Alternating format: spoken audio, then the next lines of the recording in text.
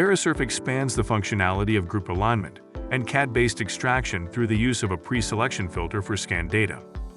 Pre-selection enables more advanced extraction strategies by allowing the main selection to operate on subsets of the scanned data, and it improves extraction efficiency by processing only the required data.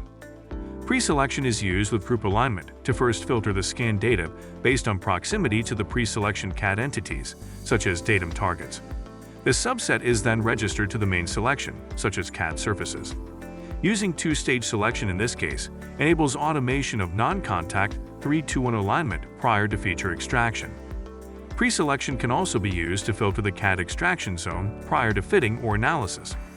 For example, section planes can be used to pre-select profiles from the scanned data. These profiles are then compared to the main CAD selection as an analysis. Here, two-stage selection enables automation of line or surface profile in a single operation.